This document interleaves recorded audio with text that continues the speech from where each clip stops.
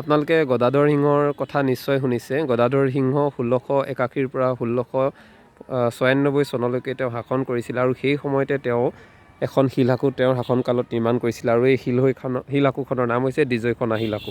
বৰ্তমান সময়ত আমি এই শিলাকুখনে দেখাইছোঁ। চাওক, এইখন অবিভক্ত শিৱসাগৰ জিলাৰ নাজিৰা সমষ্টিৰ কেন্দুগুৰিৰ কিনাৰতে, কেন্দুগুৰি বুলি কয়, কেন্দুগুৰিৰ দিজৈখনা নদীৰ ওপৰত বৰ্তমান সময়ত এই শিলাকুখন আছে। আৰু এই শিলাকুখন চাওক, সেই বছৰৰ পৰা শ বছৰ ধৰি কিমান সুন্দৰ হৈ আছে। আৰু এইদৰে কিন্তু ইতিহাস, গদাধৰ সিংহৰ যি ইতিহাস, আহোমৰ যি ইতিহাস, সেই ইতিহাস কঢ়িয়াই লৈ আজিও সুন্দৰ ৰূপত এই শিলাকুখন আছে। আমাৰ এটা ভুল ধাৰণা কি আছে, শিৱসাগৰলৈ আহিলে আমাৰ এনেধৰণৰ হয় যে অকল শিলাকু এখনেই আছে, তেন্তে নহয়। শিলাকু আমাৰ বহুকেইখন আছে। প্ৰতাপ সিংহৰ নিৰ্মাণ কৰা শিলাকু আছে দৰিকা নদীৰ ওপৰত, এয়া দিজৈখনাৰ ওপৰত থকা শিলাকু।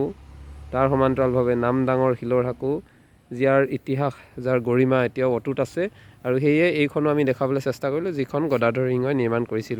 আৰু এইফালে আপুনি চৰাইদেউলৈ যাব পাৰে, এই ৰহদৈয়ালিৰ কিনাৰতে বৰ্তমান সময়ত এই দিজৈখনা শিলাকু সুন্দৰকৈ আহোমৰ যি নিজৰ স্থিতি, আহোমৰ স্বকীয়তা বহন কৰি আজিও এইদৰে জিলিকি আছে। ধন্যবাদ।